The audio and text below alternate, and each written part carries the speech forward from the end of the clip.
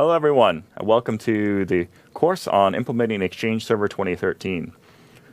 This is the first module in the course on implementing Exchange Server 2013. We're going to lead you through everything you need to think about to plan for, get ready to deploy, and actually deploy Exchange Server 2013.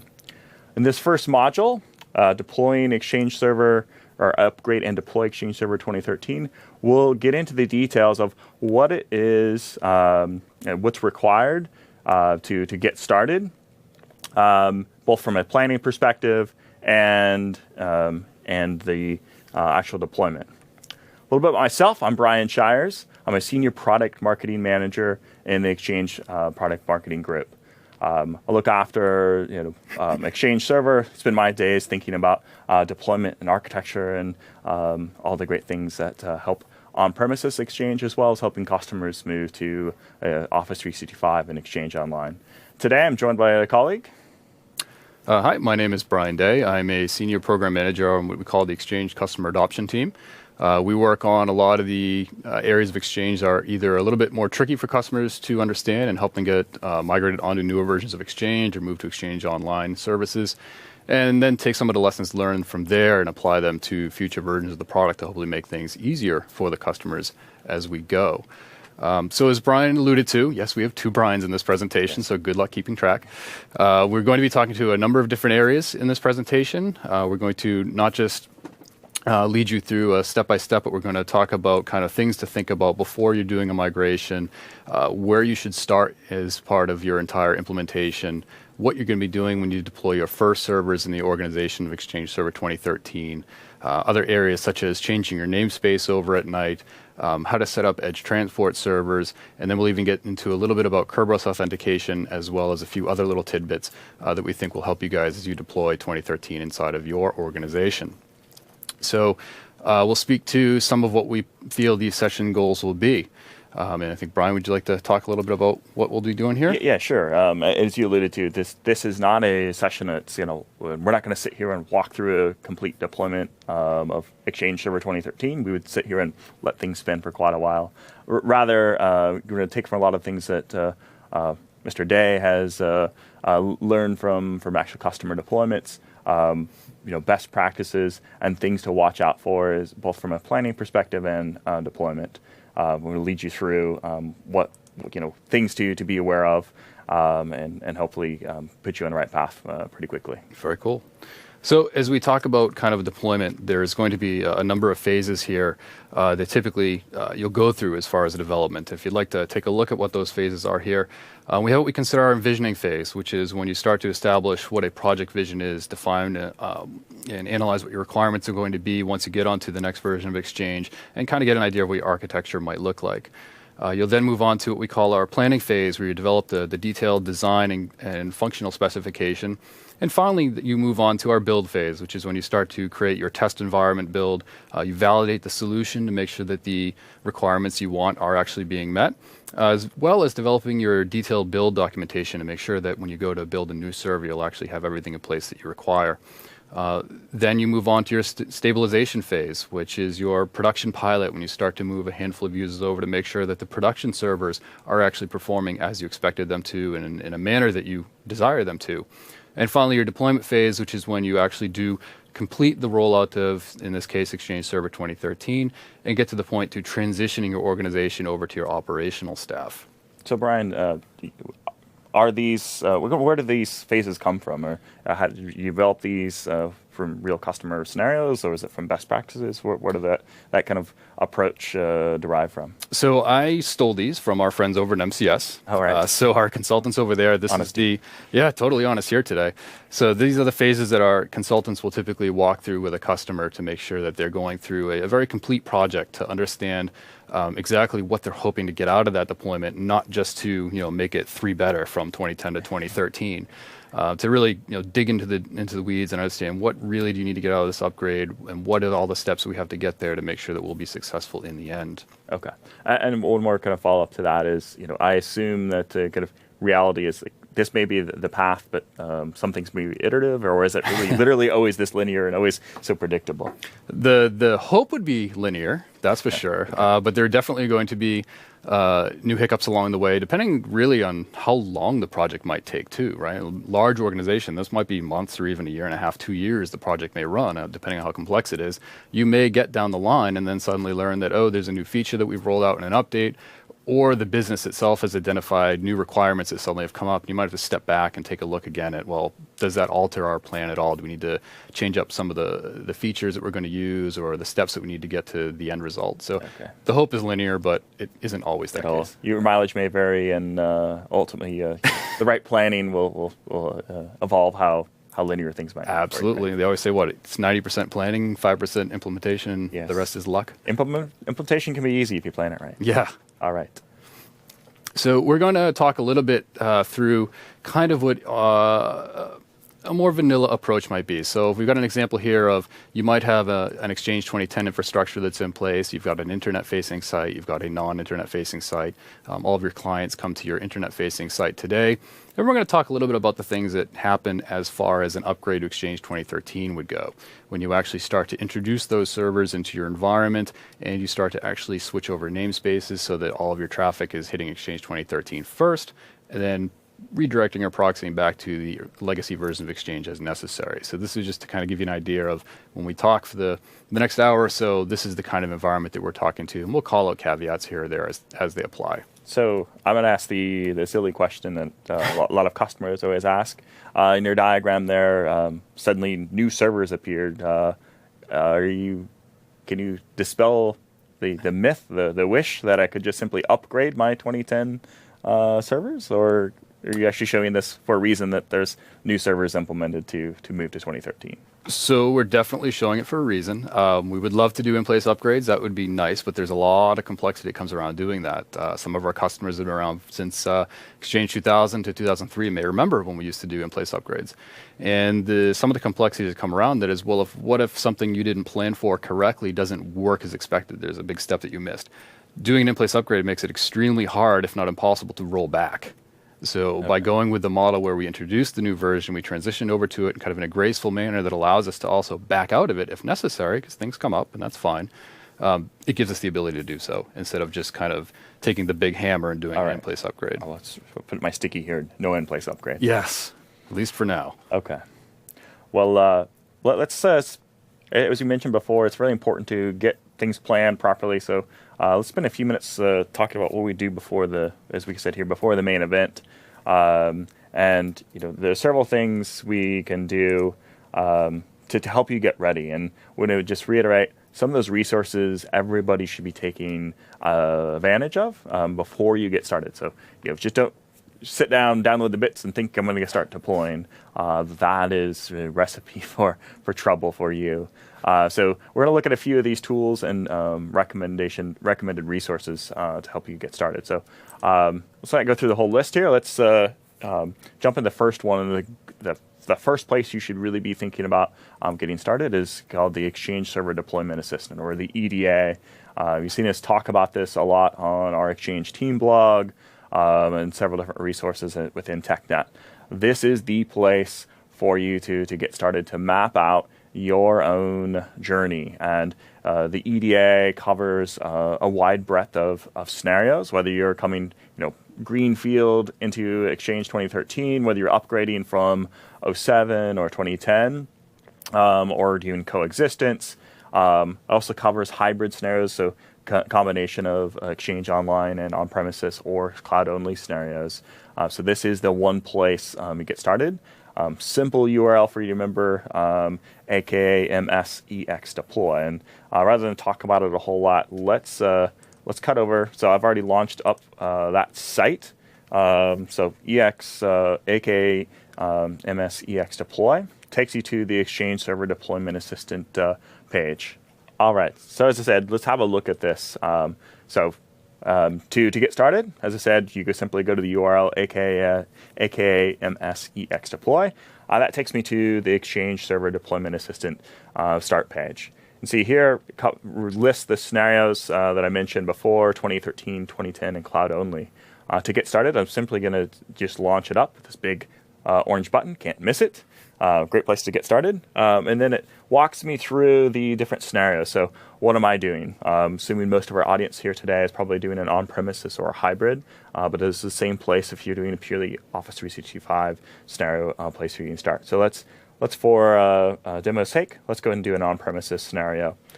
And now the EDA has been around a while. It's been evolved since 2010 server. So you can see if I were planning a 2010 deployment, also the same place I would start. But for today, let's go ahead and do an Exchange 2013 on-premises. And then it's going to ask me a few questions here about, hey, where are you coming from? What's your environment look like? So in this example, I could be coming from 07 or a mix. Let's just say we're coming from Exchange 2010 today. We'll go ahead and say next to that. Once I get in here, it's going to ask you just a handful more questions to tweak the guidance it's going to provide to you based on your actual scenario.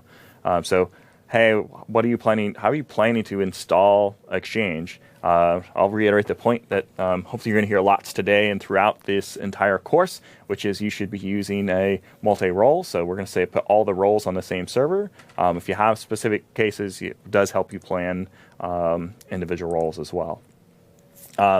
Covers things like disjoint namespace, so they're using different DNS names. Let's go ahead and say yes to that for today. I'm going to roll in, and now it's going to ask me questions about, what are some of the other roles. One of the roles available for Exchange 2013 is Edge. So this has been updated as of SP1 to include this. So actually today I'm just going to say, no, I don't want to deploy an Edge. I don't have the need for it in my case. Once you get done with that's all it's going to ask for, a simple set of questions that tells it enough about what your environment looks like, where you want to go, and now it's going to give you a prescriptive set of guidance. You can come back and review later on if need be, but I can go to next to this. And you see here, hey, here's the things you need to do. And if you're over on the left, you can see, hey, here's the things I need to do to prepare my organization. It's a couple things. It's both taking that mountain of content that's available in TechNet, giving you a specified plan of things you're going to need to do, collect before you get started so that you have all the information before you get going, ultimately leading you through the path of, hey, here's how you're going to install, here's how to configure, and how you're going to deploy your Exchange servers. So it makes it pretty simple for you to get started. Simple tool, great sharing options and other things along the way. So, Brian, you see lots of customers using this? So. Yeah, in fact, in the past, we actually started to find out that there was a lot of customers that didn't even know this tool existed in the 2010 timeframe. And now that we've kind of put it out there a little more and gotten a lot more scenarios in there, we find that it's been a great use to them to kind of get, like you said, that wealth of TechNet information just kind of compiled into one place. And as we update our TechNet guidance, we can also easily update the EDA. But in my experience, with my kind of luck, Mr. Murphy would show up and probably crash my browser in the middle of doing that. So what happens then? You're covered. Thanks to the magic of cookies. If I close my browser, I could come back and restore back with my scenario, and I could pick up where I left off. So. Cool. Once you set you've baked your flight path, you are ready to go forward from there. So. Now, do I have to be able to use that browser session until we're done deploying Exchange, or no? You can continue to come back, and restart. Cool, nice. All right. You can do other things here like export this or email this out as well, so you can share among your team, print this out. Use it as your cookbook to help you to get started. So it's not everything you need, but this is definitely the first place you should really consider getting started. Very cool. We wanted to cover that off and make sure we don't have people running around still wondering if there is some tool to help them get started. That's good. But that's not the only tool. So let's go back to the slides for just a moment.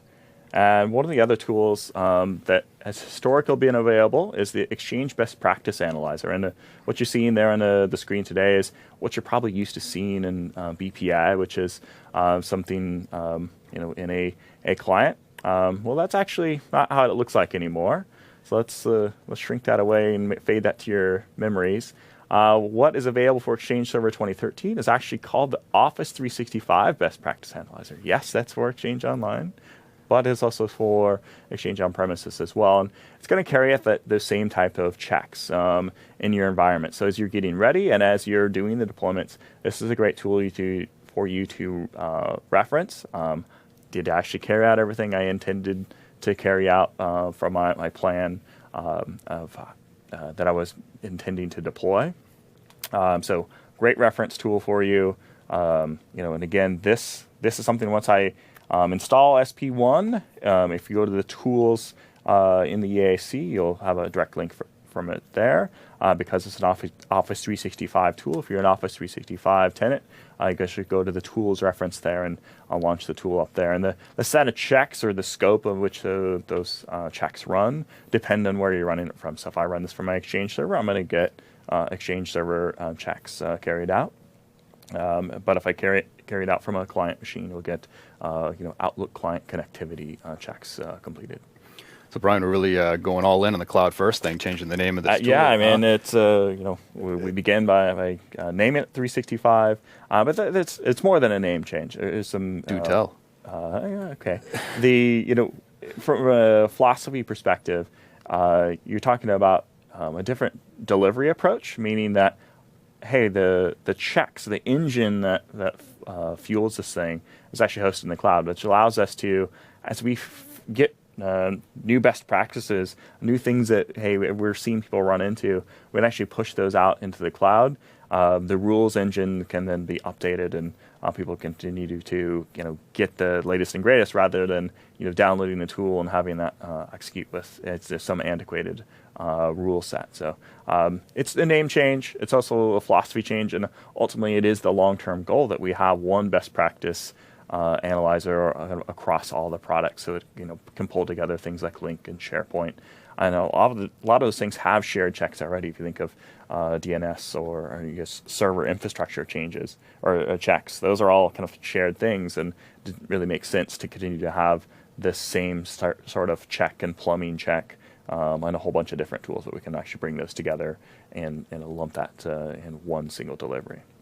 Nice. Okay. Another important tool that not necessarily used in planning, but it's really making sure you know where you're at before you start. So are you starting from a healthy spot? And that is the Remote Connectivity Analyzer. Has a myriad of different ways to carry out checks to make sure things are really working the way you think they are, whether that's for Auto Discover or Active Sync or just Outlook Anywhere. So several different checks you can carry out here. You'll want to make sure that from an external perspective, things work the way you expect them to work. The RCA is the place to go. You fire that up from testconnectivity.microsoft.com. So you should put that in your favorites. Know there before you get started, before you start carrying out any changes in your existing environment. Just because you think it's working, always a wise thing to go onto the RCA, double check things are actually working the way you expect, and rule those out before you get into your deployment project and go, oh, this isn't working. Well, it turns out, it wasn't working in the beginning. So you kind of rule out where the problem actually originated from. Okay, so that's a little bit about RCA. But that's not the complete list of tools. There's several other tools. Some of these we're going to cover off in a bit more detail in a few of the other modules within this course. If you think of planning perspective and sizing, so things like the role requirement calculator or the sizing guidance, and the supporting tools to validate your planned deployment environment, like jet stress and load gen. Jet stress is about storage, load gen is overall load on Exchange system, or whether it be a network analyzer with the Exchange network calculator. So there's a boatload of tools. It's giving you preview. The three I highlighted: the deployment assistant, the BPA, and the connectivity analyzer. Definitely kind of must use or highly recommended tools. But be aware there's a lot more out there. And before you get started, make sure you have gathered all the right resources for your project and make sure things are working properly. So Brian, if I'm doing a migration to 2013, would my checklist have all of these, and should I be running every single one before we start, or maybe a select few? Or yeah, you'd want I wasn't going to tell you to go download and run every one of these. Really, it's the content we're about to cover. Use them kind of as appropriate. Other than those first three I listed, like everybody ought to use those first three, and then rest of these are depending on what you're trying to accomplish, what you're trying to deploy, and the scale at which you're trying to deploy, you would choose to use these tools kind of appropriately. Cool. Okay. So we're probably wondering, okay, so we've talked a bit about these tools and what is the starting line now that we've actually talked about some of the resources that we have out there.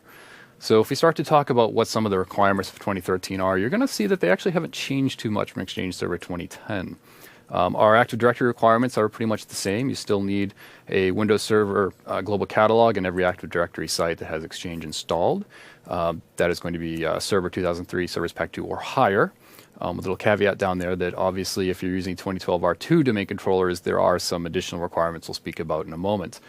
We do still only support writable domain controllers and global catalogs. We do not support the read-only DCs or read-only GCs. And just like 2010, our AD forest functional level has to at least be Windows Server 2003 or higher, which is going to obviously require every DC or GC in the forest to be Server 2003 or higher. And now that it's 2014, hopefully most of you are. If you want any questions answered on, well, is my environment capable of running 2013, we have the Exchange Supportability Matrix that is updated on a relatively frequent cadence. And the link there for you guys is the aka.ms/Exchange Support Matrix. That will bring you to the site that gives you all the information on what operating systems are supported for AD and for installing Exchange, what forest functional level, what domain forest functional levels, and a bunch of other information that you need to know before you can actually determine, well, how do we need to prepare our environment before we can even start to go. So a quick question on that is that link version specific, or do I have to navigate to within there? It used to be version specific, which was confusing. It added a number of places we had to update the content for all of you guys out there. And what we've recently done is some of our really good technical writers have gone and changed it so that when you go to this link, it's now a uniform link for all versions of Exchange that are still in support. So if you go to that link now, you'll find that we've consolidated Exchange 2007, 2010, and 2013 as of today into one place. So it's one-stop shopping for you now to see all of the updates instead of waiting for us to not only get the content updated for each version, but if you're a non-US English-speaking customer, it always takes us longer to get the English version out and then localize it to all the languages. So it actually speeds up the entire process as well. All right, great. So moving on, if we talk about the operating systems that you need for Exchange Server 2013, we've got a couple of choices here for you. We've actually expanded a little more with the not too far away release of Service Pack 1 a few weeks ago, actually.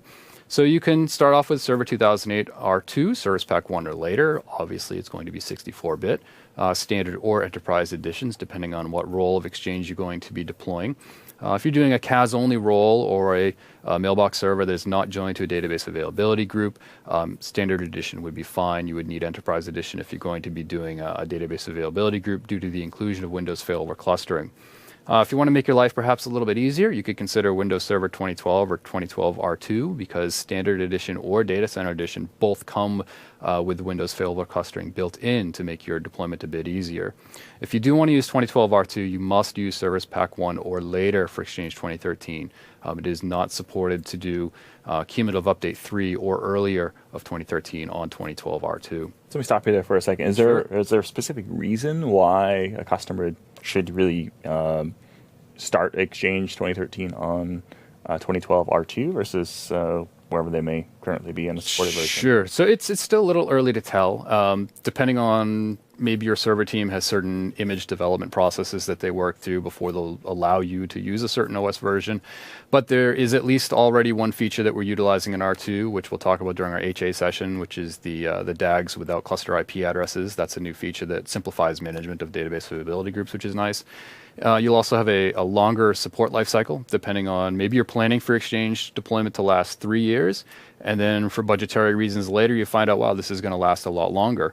It's not a bad idea to be on the latest supported OS version so that over time you're in a supported version of the OS for a much longer period of time, whereas, say, if you deployed in 2008 R2 today, obviously it's going to enter extended support at a sooner period of time. Gotcha. It sounds like it's a bit more future-proof as well as, there's a few features, and it sounds like maybe that's where the new development would come. Absolutely. It is up to the customers right now what they want to do, but it does future-proof you. And if we do start to support more features that come with 2012 R2 12 months down the road from now, you'll already be in a place where you can take advantage of them instead of having to rebuild all of your Exchange infrastructure. All right. Sorry to, I know you have a few more That's okay. requirements here. Go ahead. So also, .NET Framework 4.5 is also required for 2013. We would strongly recommend, if not maybe perhaps even by the time this recording is viewed by some of you, require .NET 4.5.1 to be installed. There's a number of fixes in .NET 4.5.1 that will really make your life a lot better running Exchange Server 2013. Also, the Windows Management Framework 3.0 is required. The UCMA 4.0 installation package is required. And as you probably expect, when you actually go to install the servers, there's going to be a number of IIS components and other server components that you need to install before setup will actually even let you run to install Exchange 2013. Okay. One more question on this. Is this just for physical? Is the same thing carried for virtual? And we'll do a later module on virtualization, but it's just from a installation and environment readiness. These same things carry through? Thankfully, in this instance, there's no difference between virtualized or physical installations when it comes to the requirements here. Okay. I think what you'll find is that virtualization is pretty much the exact same design process applied to a virtualization infrastructure, which hopefully we'll be covering in a later module. Yeah, we have the module on virtualization, so Excellent. Stay tuned for that one. Cool. So a little bit more on 2012 R2. So if you want to take a look at this matrix here, we describe kind of as of today. Remember, Service Pack 1 has just recently released. We have not yet released Cumulative Update 5 as of this recording, if you're wondering where we are exactly. If you do have Exchange 2013 Service Pack 1 or later, you are able to install that on Server 2012 R2. We do support domain controllers being at a 2012 R2 force functional level or domain functional level as well in your environment. 2013 CU3 or earlier, if you're still running those versions at the time that you're watching this. The only thing we do allow is 2012 R2 DCs and GCs to exist in your environment, but running at a lower DFL or FFL, being 2012 or lower. We don't allow CU3, 2, 1, or RTM to run at the higher functional levels. 2010 Service Pack 3 RU5 or later, if you're coexisting in your environment, you're good to go as far as the lower functional levels or even the 2012 R2 functional level, but you cannot install 2010 on 2012 R2 itself. And if we make our way down the line to 2007 as it stands today, very similar to the CU3 or earlier versions of 2013. The lower functional levels with 2012 R2 DCs in the environment are fine, but not the higher functional levels, and you cannot install 2007 SP3 on 2012 R2 itself. Moving on, if we want to talk about your clients for a moment, here are the Outlook recommendations. Now, on here are the recommendations, not the minimum requirements. We would like to see people using Office 365 Pro Plus, the current bits that are available for that. And when we talk about 2013, the recently released Service Pack 1, plus the latest public updates that are pushed out through Microsoft Update every quarter or so, as well as Service Pack 2 or 3 for Outlook 2010, 2007, respectively, and their latest public updates. And just a reminder that Outlook 2003 is not actually supported for Exchange Server 2013. I'll stop you there for a second. So Office 365 Pro Plus, maybe a couple of questions there. Like Office 365 Pro Plus works with on-premises Exchange, and like what's the tie-in to 365? Yeah, so Office 365 Pro Plus does work with the on-premises edition of Exchange as well for those customers that are either in a hybrid mode or they're utilizing the licensing of Office 365 to use against their on-premises environments. It's essentially our new click-to-run technology, Gotcha. And that client is the one that you open a link, it starts installing Outlook kind of in its own little virtual environment on your desktop PC, and we send you the differential updates every so often so that you don't have to actually install service packs and public updates and such. That's our recommendation. That's our preferences. Yeah, absolutely. Updates are taken care of. We'd love to see our customers on the latest versions of Outlook, and not even so much the latest version, major version, but just keeping up to date even with the minor versions, the service packs and the public updates. It's amazing how much keeping those up to date solve a lot of problems in the environments that we see. Moving back, so web dev clients, if you've got older Entourage or Outlook for Mac clients, they need to be updated to the versions that do support Exchange Web Services. That was the same for Exchange 2010. That carries forward to Exchange 2013 as well. Browser recommendations, again, these are not the minimums. These are the recommendations as of today would be IE 11 or 10, so as far as using Outlook Web Access. Firefox, Chrome, or Safari, whatever the current version, or N-1. That is where the most of our test resources go into, and we feel you would have the best experience as an end user to make sure that O is acting as you would expect and all the features are working. So moving on to The organization itself. What do we have to do inside the Exchange org before we can introduce 2013? Well, we need to make sure that we actually patch our existing Exchange servers, if you do have some, which we expect a lot of you do, to versions that are going to be able to commingle and coexist with Exchange Server 2013. So currently the recommendation is 2010 Service Pack 3 Rollup Update 5 or later, or 2007 Service Pack 3 RU13 or later. Now those versions might look a little newer than what you might see in TechNet, where we give you the minimum required versions, but these versions here will also make sure that you have support for what we'll talk about a little bit later, the Exchange Server 2013 Edge Transport role. These versions here are required for that to work. If you also have legacy Edge Transport servers, 2007 or 10, you need to have those updated as well to ensure that Exchange 2013 setup will be able to run in the environment to install 2013. Probably not a big surprise to you guys. You will need to extend your Active Directory schema for Exchange Server 2013. That is the common setup/prepare schema, or /ps if you're like me and you want to save on keystrokes for the environment command from the command line. It is to be expected now that with every version that we ship or every update we ship for Exchange Server 2013 that we probably will release a new schema extension. So as we've seen already with 2013, whether it was RTM, CU1, 2, 3, Service Pack 1, probably coming with CU5, there will be an AD schema update with each of these updates. So kind of get yourself into that mindset that we're going to have that cadence going forward with Exchange Server, just so that you can properly plan out your change controls, perhaps with the Active Directory team, if they don't allow you to do your schema updates directly. Just like your schema updates, you will have to do an organizational update. So that'll be the setup/prepare AD command line. And if you have a multi-domain forest environment, you need to also then go and make sure that you update your domains that will have either Exchange 2013 servers in them, mail-enabled objects, global catalogs that are used by Exchange, to get them ready for Exchange 2013 in the environment as well. That all seems pretty complicated in a lot of different steps. So if I'm just setting up a lab, can I just do setup and let it roll? Absolutely. So if you want to, even in a production environment, if you're comfortable with it, you can run setup. And if you have the necessary permissions, whether it's the schema admin permissions, the enterprise admin permissions in your forest, setup will detect what your forest currently looks like and say, hey, look, this guy has run the schema but hasn't updated AD, the organization, yet. And as part of setup, it will do those preparation steps for you. So if you want to do it individually, which is my personal preference, just because I like to see what happens and I like to read the logs because I'm that kind of guy, you can do them all individually, or you could just run setup at the time you're installing your first Exchange server, and it will do all the preparation steps for you if you have the necessary permissions. So there's a shortcut. There is a shortcut. But the trade-off. All on what your preference is. All right. There's one tricky little thing that we want to mention. So when you are going to install your first Exchange 2013 mailbox server, and we'll get to what roles are installed when and such, but when you install your first 2013 mailbox server, it's going to dump this little guy here into your environment if you want to take a look. It's going to put a new default offline address book with the little Exchange 2013 at the end of its name.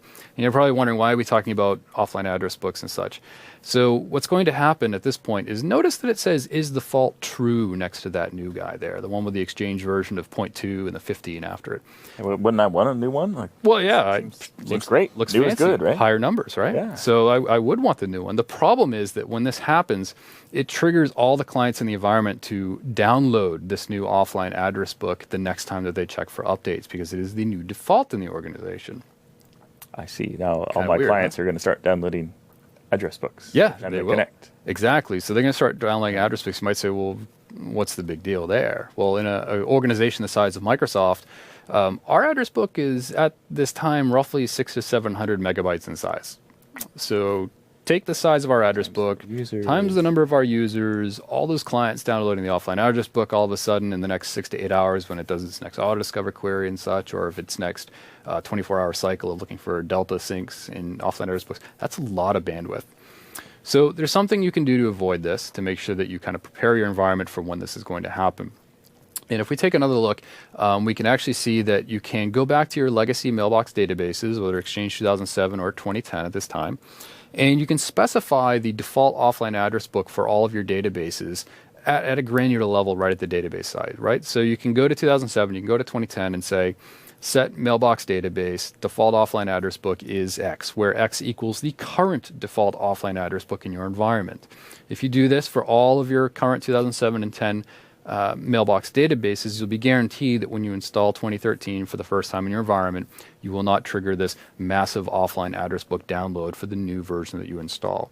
And then as you start to transition mailboxes over to 2013, sure, then at that time they can start to kind of, at a more manageable level, start to download that new offline address. You can trickle it out. At the Yeah, right time. exactly. A lot easier to do that way. Right.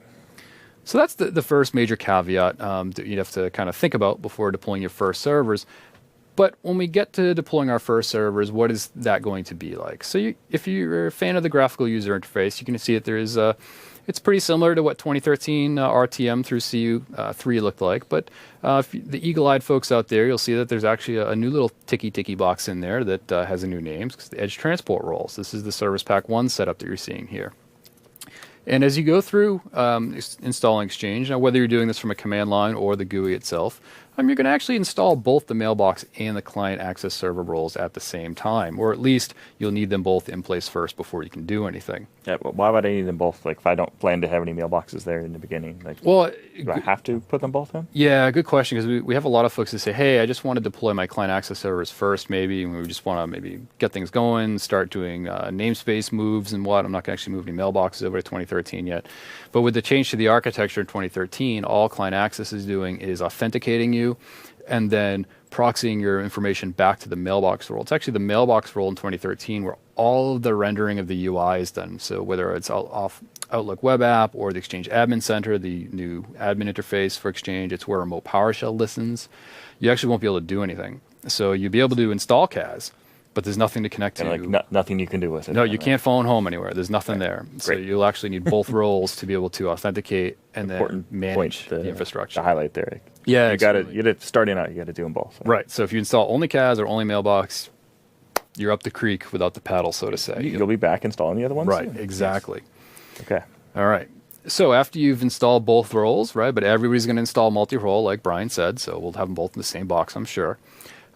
You'll be able to then go and just, when you do this installation, download whatever the latest update is. So go grab the latest cumulative update or the latest service pack, whichever is newer at the time, and you'll be able to install a fresh new server right to the latest update. There's no more installing, from Exchange 2010. You would download Service Pack 3, install it, and then you would install an update roll-up afterwards, which could be 30 to 45 minutes depending on the hardware. So now you don't have to do that anymore. Just go and get the latest cumulative update. So like right now, we're at Service Pack 1 is the latest. Install that, you're good to go. When cumulative update 5 ships, not too long from now, you would actually just be able to go grab cumulative update 5, install that. Don't need any more updates at that point. Just you're off to the races. Now, the GUI's been updated, obviously, as we said, for Edge Transport Role, which is a good thing.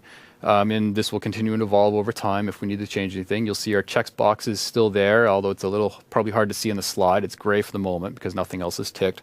But if I were to select one of those options, we'd also allow you to install the Windows Server components at that time if your server does not yet have them when you install the roles itself. So whether it's IIS or the RPC over HTTP proxy component, Exchange setup can actually do that for you, just like it could in later versions of Exchange 2010 as well. If you are using the command line, we've got a new friend for you here. So we've got the /I accept Exchange Server license terms parameter. Is that just LCA trying to keep your typing skills up? Yeah. Apparently our words per minute were down a bit, so LCA said we had to have this nice guy there. Juicy up there. All right. Yeah. So instead, it used to be the command line would just kind of count down and say press the key within 10 seconds if you don't, agree to our terms. And now we're really getting kind of Skynet on you and forcing you to agree to our terms. You shall accept now. Yes, let's be explicit. Shall accept. Great. But command line will look very similar to like it did in 2007 and 10. All right. Might hurt a little bit. But. Yeah, your fingers will get a little more calloused, yeah. So after the fact, this is different. Once you've installed, say, a multi-role server, you cannot remove individual roles. So if you've installed CAS and Mailbox, you can't go back and remove CAS. You actually would have to uninstall both roles and then install just Mailbox, so to say. So plan it out first. Yes, definitely plan it out first. It's a little different. Save yourself some time. Make sure you know exactly where you want these roles to be long-term, if so to say. Okay. So we've got Exchange ready to set up. We've got our prerequisites in place. You're ready to rock and roll here. You kind of have an idea of what to watch out for. You've already set your offline address book to prevent the download storm that we kind of talked about. What else could happen in setup, right? So you can kind of go looking like this guy, right? So after setup completes, you very quickly look like this, very glorious character, to this gesture here. And kind of what is the thing that usually troubles admins? It's, well, this guy pops up, right? We've got our friend, the certificate pop up. Yes, we've all seen this, even inside of Microsoft. What is that? Yes, what is this? So what causes this dreaded thing? Well, there is a number of things that can happen, and it's typically related to HTTP traffic, right? So now it could be Outlook Anywhere, it could be the new MAPI over HTTP protocol, Autodiscover, EWS, offline address book, almost everything, so to say, now in 2013 could cause this prompt to happen. And this could be a number of things that are taking place. So let's talk about what you could do to maybe avoid this from happening. Exchange is very, very much AD site specific. So one of the best things to do is make sure that your Active Directory sites and subnets are configured properly. You know exactly what subnets are in each site, and things are well defined. You should be able to go to a client. You should be able to run nl test /ds get site and actually see in your client what Active Directory site you should be in. If you see results, or if you do it on your servers before you install Exchange, you see a result that you didn't expect or is wrong, you might want to go talk to your Active Directory team if you're not part of that team already, to make sure that your sites and subnets are defined correctly. You could actually deploy Exchange into a deployment Active Directory site first. So if you want to kind of just sideline it off into this little deployment site and get it all configured and ready to go, and then pull it back into the production site, that's a really good way to avoid these prompts, because it gives you time to go off and update your virtual directory settings, update your certificate settings on that server, while it's just kind of off to the side, not impacting anybody, and then pull it in when you're ready to actually use it. We see Autodiscover being a big one in a lot of corporations, where there is a few things that are maybe missed or changed over time, and Autodiscover hasn't been updated to make sure that we've keeping track of all the changes in the org. So kind of an example here of what an organization that has not only 2013, but even 2007 and 2010 might look like. They've got a Boston and a Seattle site, and their Autodiscover site scopes are set up properly. They know users that are part of the Boston site are going to go to a specific URL. You can see that at boss.mail.corp.contoso.com. Sorry, I couldn't come up with a longer name for that. We'll go there for their Autodiscover endpoint, and users in the Seattle site will go to autodiscover.corp.contoso.com. If you're going to add additional AD sites that have users, you'd want to come in here and update your site scopes to make sure that you have all the appropriate Active Directory sites that your client access servers are going to cover. You also want to make sure that the Autodiscover service internal URI is an appropriate friendly load balance name, because by default it's going to be the fully qualified domain name of the CAS. And if you're on the fully qualified domain name of the CAS, that name is going to either be on a self-signed certificate when you first installed, which Outlook is not going to trust and throw up the prompt, or the FQDN is not going to be on the certificate that you actually generated for your production servers, also going to throw up a prompt. So that's an area that you really want to make sure is kept up to date and clean over time, especially if you do any like data center moves. I've seen customers do that. They move their Exchange servers from one data center to another. Happens to be another Active Directory site, and those fields are not dynamically updated. You need to make sure, go back, can reconfigure those to make sure that they're actually up to date and match what you expect in Active Directory. Also, if we go back, we can see minimize the time the virtual directory is at defaults, right? So what does this mean? When you first install Exchange, all the virtual directories in your client access servers are going to be FQDNs, again, things that will cause the prompts. You want to minimize the amount of time that these are at those values so that customers aren't going to get these prompts. And this is where kind of that deploying to a deployment AD site. And a deployment AD site could be as simple as, I'm going to have these 5 IP addresses for Exchange servers. You can actually add a /32 subnet to Active Directory that says this one IP is a subnet definition, and put that subnet into the Active Directory site. So on a one-off basis, you can actually move systems into a deployment site and back in by using the /32 subnets in AD. Really easy trick to make sure that that system is off to the side, and clients getting back Autodiscover responses do not get back the URLs from the virtual directories you have not yet configured, right? And that's where kind of minimizing that time would be fantastic. If you can't push it off to a deployment site, make sure as soon as that system is installed, you're ready to go about configuring it to get the proper names in place. So what else might happen? So as you get Exchange installed, perhaps you're in an environment that has multiple Active Directory sites. So let's take a look at this example here. You might have a Boston Active Directory site and an Austin Active Directory site. So you've got Exchange 2010 in place. Today, you're very used to having cross-site mail flow. Now, this mail flow could go from a mailbox server on the Austin site through any of the hub transport servers to any of the hub transport servers in Boston to its final mailbox destination. And that's all well and good. We're used to that.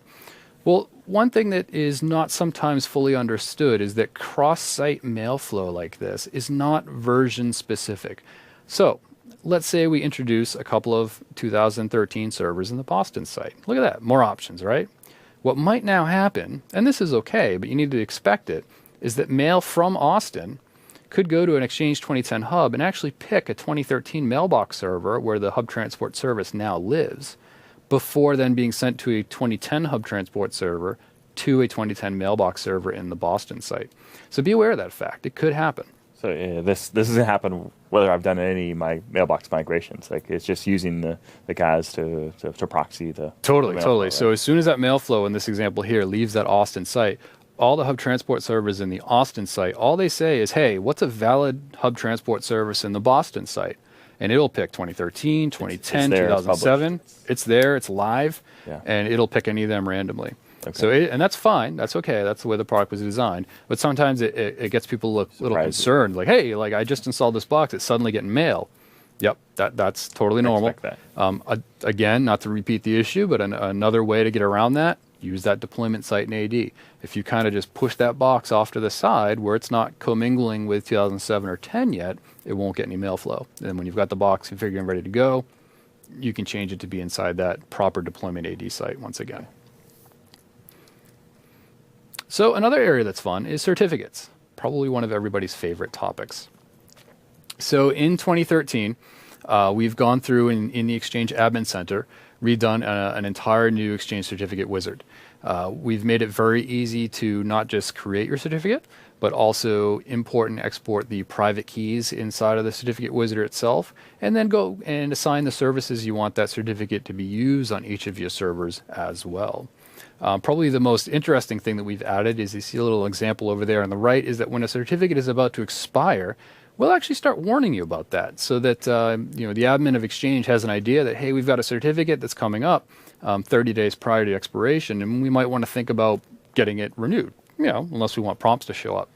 We'll start showing that about a month out when you log in and see that prompt popped up. And the closer we get to expiration time, we'll start showing it to you more and more and more often, really just bugging the heck out of you. Sorry, what is that? Oh, sorry. So it's going to show up in Exchange Admin Center. So the new admin point for only the admins, not the end users. Yeah, no, end users Okay. won't get this, although They only get it. maybe let we'll it add expire. that later if we see people not updating their certs. Call your admin. Yeah, call your admin. 30,000 Is it phone Slacker? calls. Exactly.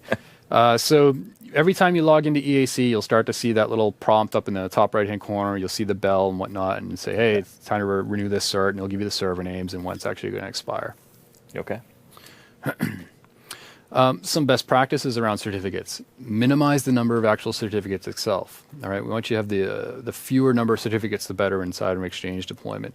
If you've got a unified namespace, so say we've got two physically separated sites in North America and Europe, or maybe on the east and west coast of North America, you could have the same namespace, right? It might just be mail.contoso.com that are on both sides, and it's our suggestion that you have the same certificate being used on both sides. You want to have a subject alternative name certificate in place. So you've got one cert that not only has your certificate primary name, but also the subject alternative names on them as well, whether it's autodiscover or additional region-specific mail URLs if you are doing regional-specific data center names, etc. Minimize the number of host names if you can. So if you're using split DNS, which if you're not familiar with split DNS, it means that I'm logged on internally. My DNS server might return from mail.contoso.com, 192.168.1.1 address, right? When I go home and I log in from home, I do a DNS lookup from mail.contoso.com. I get a different address back. I get a public internet routable address back. So depending on which internal or external set of DNS servers that I actually query, I'm going to get a different IP address back for the same name. And this allows us to essentially cut in half the number of names on the certificate you need if you're going to be using the same authentication type inside and outside. If you're going to be using different authentication types, perhaps Kerberos for NTLM on the internal and BASIC on the outside, then you might still want to use different names inside the environment to be able to specify the different auth types inside of AutoDiscover for the client to know what to use properly inside and outside. Don't put your machine names on the certificate. Now, this is a commonly misunderstood thing we see out there a lot in public information forums and such, where usually if you think your host names need to be on your certificate, it's probably because something is misconfigured in the environment. Whether it's the virtual directories on client access server, or if it is one of the AutoDiscover service internal URI field for AutoDiscover, something in your environment still has FQDN on it if you're getting cert prompts that mention the wrong server name and it gives you like a CAS as FQDN. So definitely don't need those on there. The only time you might with 2013 is if you're a unified messaging user.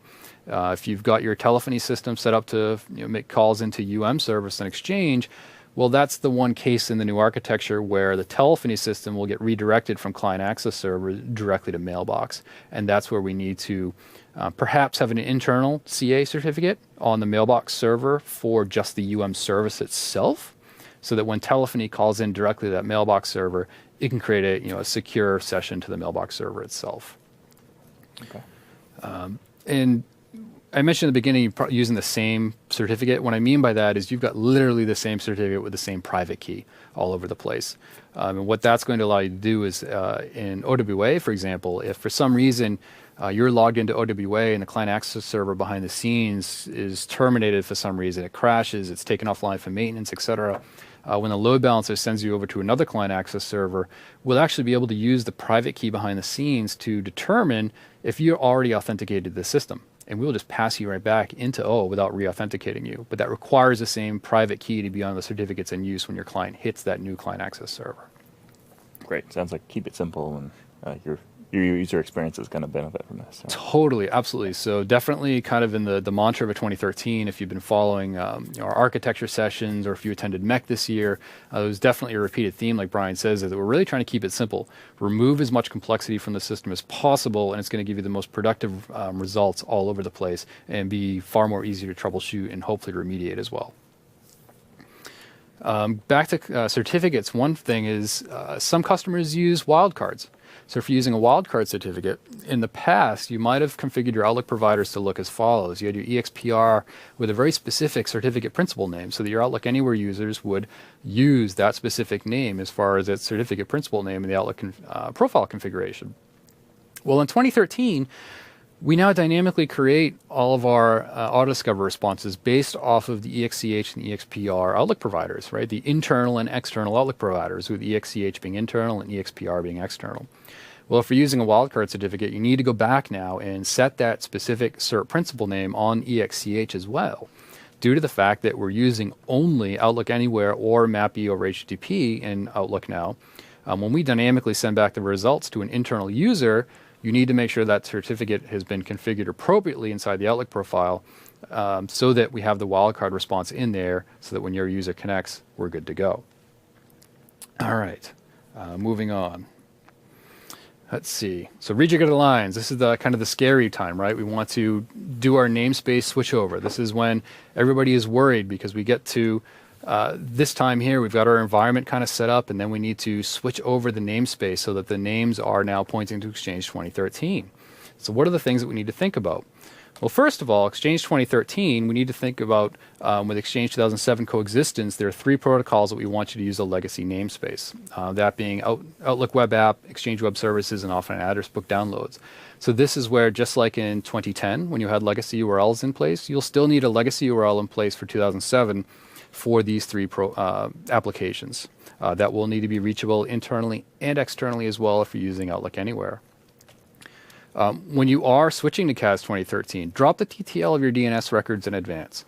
Make sure that just in case something goes wrong, you'll be able to quickly switch back your DNS records if necessary to point back to 2007 or 10 and get your users back to coming through those client access servers from the internet or even from internally. So a low TTL will help you do that. As Brian Shires mentioned earlier, Retest with the EXRCA to make sure that things are healthy before you even get going. We want to make sure that your environment is a good state so that when you switch over, you're not suddenly surprised that something is broken, and then you spend all of your time working on 2013 thinking that 2013 was the problem and not the earlier version of Exchange that actually was broken before you started. Reconfigure virtual directory settings. So if you've got legacy systems, right, 2007, when you do the switch over, you need to make sure that you go back and change all your virtual directory settings to be, for example, legacy.contoso.com, so that when the 2007 users get back their auto-discover responses, they'll get back the proper URL. Because we can't say send a Exchange Web Services client through 2013 to a 2007 mailbox. That just doesn't work. We need to send them directly to 2007 CAS. So updating your virtual directories will get you there. Moving on, you need to reconfigure Outlook Anywhere, and we'll talk about what the steps are to make sure that Outlook Anywhere works in an environment when you've got multiple versions of Exchange. If you need to, move those systems back into the production Active Directory site. Remember, if you are going to put them in a deployment site, well, probably before you actually make the namespace switch, you're going to want to move them back into that production site. Really easy to do. Update Active Directory to move their subnets back into the production site. You could try restarting that logon, or better off just restart the server. Check it with nltest/ds get site when the box reboots to make sure that it has updated its AD site membership. Update your publishing records. So whatever you're using, whether it's TMG, UAG, WAP, ARR, a third-party system, whatever it might be, make sure that you've actually updated this thing to be able to handle 2013. Say if you're coming from 2007 to 2013, have you added the /ECP virtual directory to make sure that you can get to EAC? That's the one that gets often missed. Update your load balancers, your reverse proxies, etc., to make sure that they're actually going to be able to do the health checks in 2013 and react as appropriate in case there's a service outage or a system outage. And obviously, update your DNS records once you've gone through everything to actually do the switch over to 2013. Once you're over to 2013, again, test it. Test it with EXRCA once DNS is propagated out to the internet. Remember, these tests are going to come from a Microsoft data center. So you need to make sure that you've allowed enough time for those DNS changes to get out there so that EXRCA can test against the appropriate IP. Where the very top item, dropping the TTL of the DNS records in advance by a few days, is going to help speed up that process. So, you've done this in your lab, right? I mean, this is something that every customer has. They've got a lab that looks very similar to what their production environment is going to be, I hope, and they've gone through this process and documented this process so that there should be no surprises come the time you actually do it in production. We can't stress this enough. It doesn't have to be the full scale, the full complexity of your production environment, but it has to at least be able to mimic at a high level the architecture that you have in the lab and production to make sure that when you go through these steps, you're performing the same exact steps that you would in production. Make sure it's all nice and documented. Script it as much as you can. Virtual directories, very easy to screw things up. So we would definitely recommend you create a little PowerShell script that is going to change your virtual directory settings as necessary. Because yes, humans can make mistakes. That's possible. I know we all want to think that we're perfect. But have a nice script to just set everything quickly. And if you need to, create a backup script in advance too. So not just one that's going to change all the settings that you mean to change, one that also is going to pull back those settings just in case you find something you didn't think of or didn't come up during lab testing. So moving to Outlook Anywhere, what do we need to do here? So this is how your environment might look like to start, right? You've got Outlook Anywhere coming through a Layer 7 load balancer to Exchange 2007 or 10 client access servers. You've got an intranet-facing and intranet-facing site. First thing we'd do is actually enable Outlook Anywhere in all of your legacy CAS. You can see in the intranet-facing site, we've enabled Outlook Anywhere. We've put client auth at basic in this example, and we've viewed IIS auth is set to NTLM. Our second step would be to turn on IIS authentication on NTLM for all legacy CAS. So if you look, and I'll go back and forward here, take a look at that client access server on the left in the internet-facing site. We can see that it's got basic authentication for IIS. Well, we're also going to add NTLM authentication.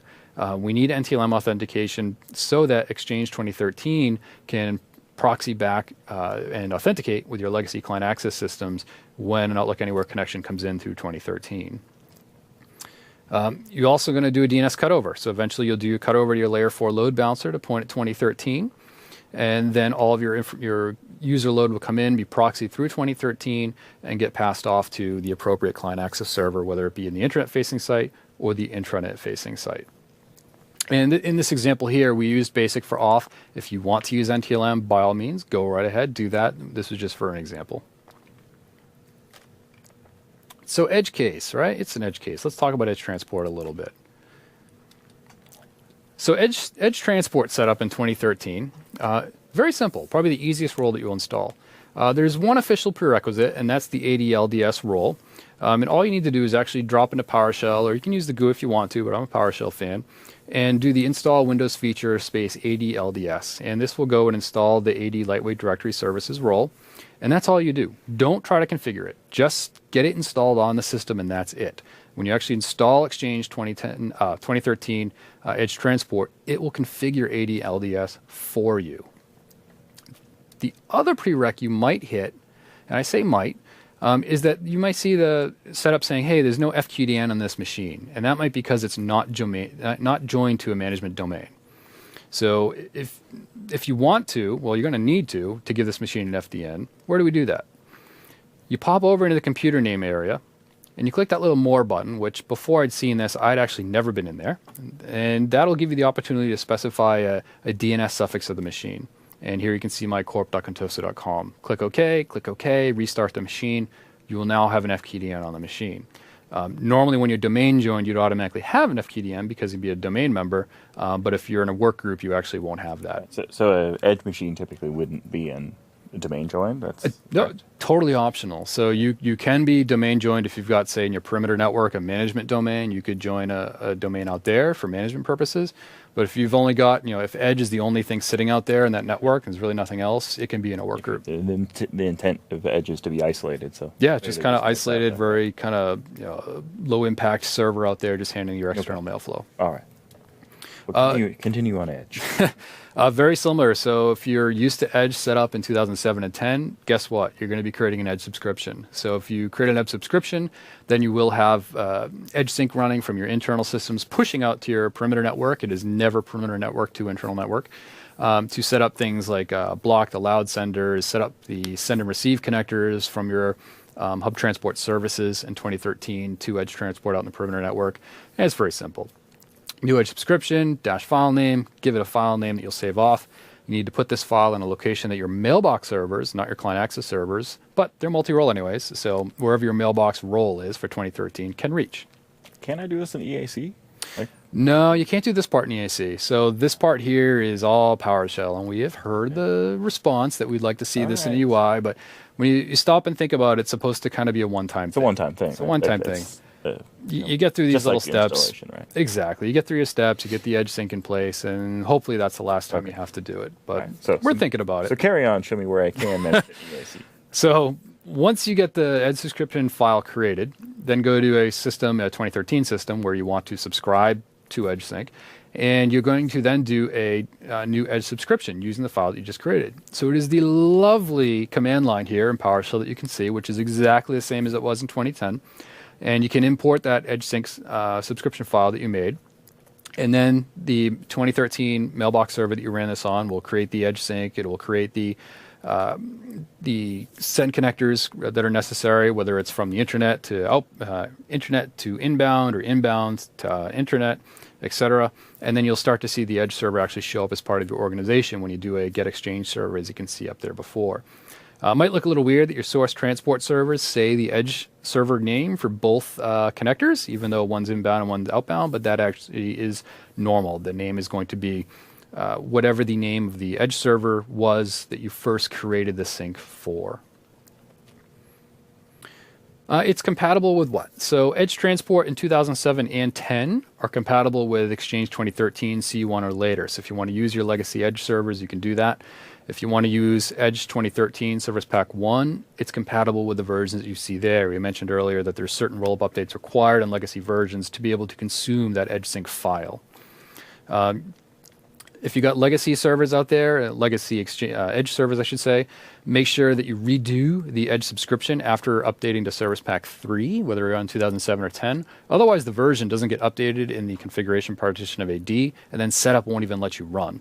So you need to make sure that's updated and in place before you run the 2013 setup. Otherwise, setup will say, hey, I see a Service Pack 2 machine out there. And you say, but Edge is already on Service Pack 3. It's that Edge subscription that keeps the version information in place. When do you want to change mail flow? Totally up to you. You can either leave your external MX records pointing at legacy until you've got everybody moved over, or you can wait till you're halfway moved over, because technically speaking, that makes the most sense as far as mail hops go. If you are going to utilize Edge 2013, well, then maybe you do it right at the beginning. Maybe you deploy your Edge 2013 box out in the perimeter network with the Edge transport role, and then you change your MX records to point to it right away, and you let it start to handle all of your mail flow for your environment. Quick Edge SP1 question. Edge 2013 was brought back in SP1. Yep. So those customers who deployed in that time frame between RTM and SP1, where 2010 was the only option, should they be actively trying to go replace that 2010 Edge role? Is there really advantages, or is it really just a life cycle, long-term planning thing to consider? It's probably more life cycle. It will, in some cases, if you are considering going hybrid, say you've got an old 2007 Edge out there, you need to get to a newer server. Well, the hybrid servers and whatnot, you get upgraded to 2013 in that case. And then with 2013 Edge, it's probably more life cycle at this point in time. But if we release a feature down the road that requires 2013 Edge transport, you're already set up and ready to take advantage of it. Okay. So not something they would need to go do right away, but put it on there. Yeah, it definitely something you put on the list to think about getting in place. But if you're an EOP standalone customer, or if you're a hybrid customer with Office 365,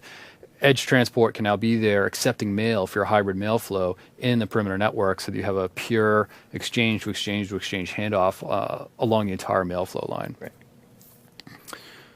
All right. Perfect lead into this point. All right, so a little bit of curb appeal. Some of you are using Kerberos probably for your authentication protocol in Exchange 2010 for your internal users. Kerberos Auth is there in 2013. There's a few things to consider now. Kerberos, just like it was in previous versions of Exchange, is an authentication protocol that can help alleviate certain bottlenecks in organizations that might be using NTLM today. So in Exchange 2010, NTLM was used by default due to some architectural changes there. And you could actually get better authentication performance by moving back to Kerberos in Exchange 2010. That is exactly the same story in Exchange 2013. A move to Kerberos Auth will help alleviate some of the bottlenecks that NTLM actually can create in large, complex environments. It's not there by default. It does require a manual configuration. If you're used to the 2010 configuration, you'll see that OAB virtual directory has already been converted to an application. You don't need to run that step like you did before. And when we talk about enabling Kerberos in 2013, what that really means at the end of the day is that you are enabling negotiate authentication type for Outlook Anywhere or MAPI over HTTP virtual directories. And negotiate will do what it sounds like. It'll allow the Outlook client to negotiate what authentication type to use. So instead of being hard set to basic or hard set to NTLM, you set it to negotiate, which will allow it to try Kerberos. And if it can make a Kerberos connection, fantastic. So to curb or not to curb, when would you actually enable Kerberos? As of today, remember we're kind of in between Service Pack 1 being released and Cumulative Update 5 being released. The first question you could ask yourself is, well, are we a pure 2013 environment?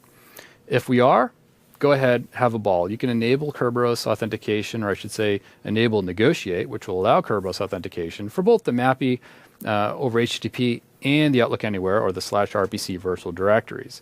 If we are not 2013, right, so we are mixing with 2007 and 2010, the next question to ask yourself as of right now is, do you have legacy public folders? If the answer to that is no, because maybe you have no public folders or using modern public folders, again, you can go ahead and enable Kerberos.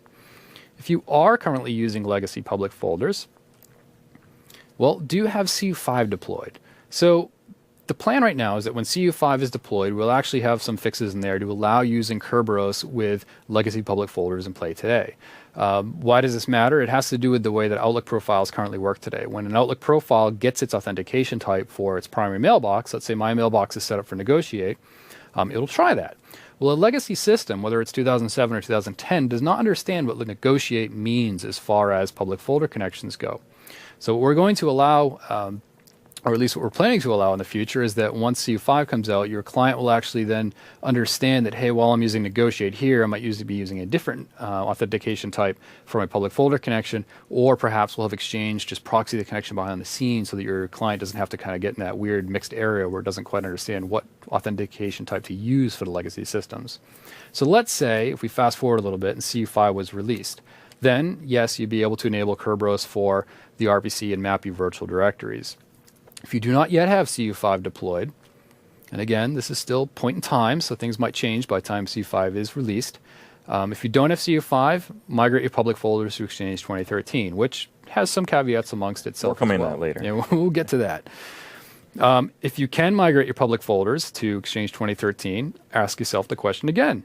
Do we have legacy public folders? And now the answer would actually be, no, we don't have legacy public folders. You could enable Kerberos on 2013.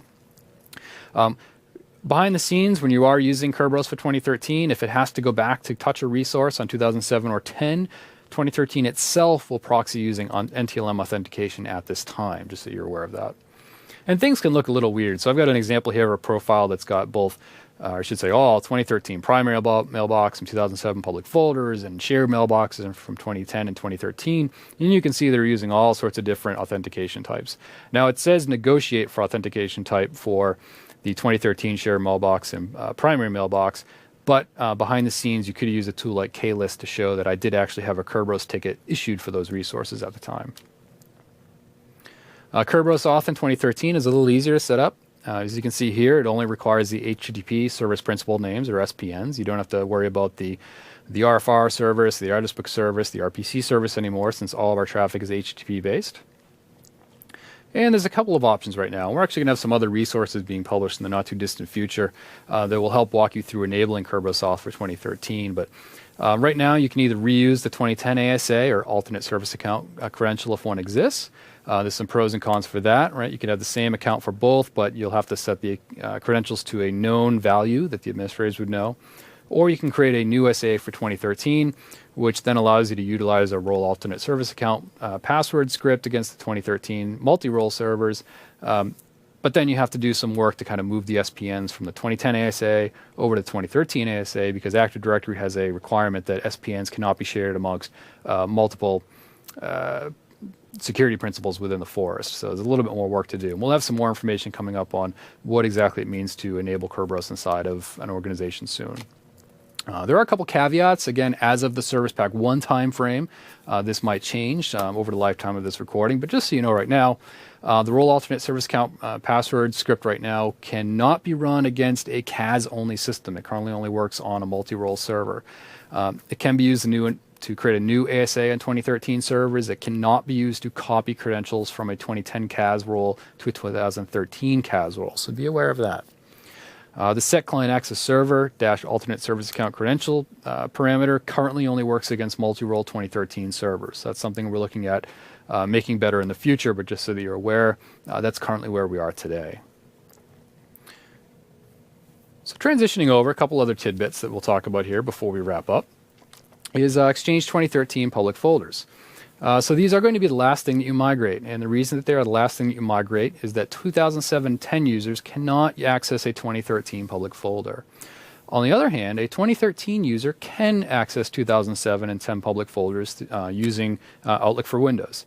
So you will be able to migrate users that are using Outlook for Windows over to 2013, and they can still get to the legacy public folders. But if your users are still on 2007 or 10, and you were to migrate the public folders, there's nothing that they connect to, so you won't be able to do that. It is a cutover migration. So what ends up happening is that all of your users are moved over to 2013, and you go through a series of steps to kind of analyze what you have for your public folders today in the legacy environment, plan for where they need to be in 2013, and then you data synchronize all that content over from your legacy environment to your 2013 environment. And then you choose an evening where you actually make the cutover to switch over to the modern public folders, as we call them, on a single evening. There's no way to do kind of little piecemeal migrations from your legacy system to your 2013 system. It's an all or nothing transition on one evening that you'll prepare for, and there'll be a small amount of downtime. But to be clear, I don't have to move all the data in one evening. I can trickle that in, right? Yes, I'm absolutely. talking loads of data, probably. Yeah, so good point. So you could have terabytes of data on your public folders, and this data synchronization phase, actually you could start that phase before your users are even migrated. You can start copying that data over, and then we can do what we call delta synchronizations at multiple intervals of your choosing. You can run them manually and let them happen, and what they will do is they'll say, okay, since the last time we copied your data over, so let's say it's been 3 days since it finished. We might have 3 days of changes in your legacy public folders to copy over. We can run a delta sync, we'll copy those 3 days.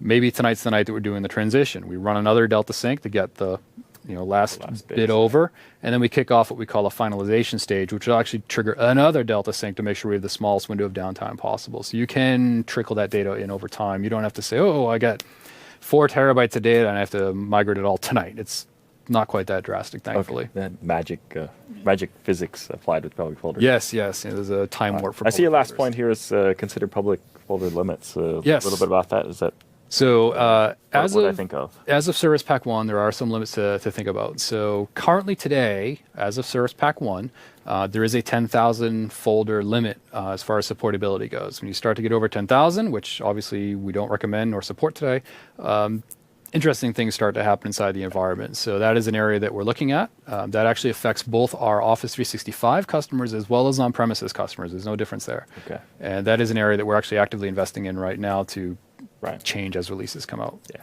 Okay. And future modules will cover public folders in more detail going forward, but it's something to plan for, and the scripts for migration will help you identify that what you have in place today, and kind of a good point to consider some hygiene about what you have out there. Do you need to keep it all? Should you be migrating it?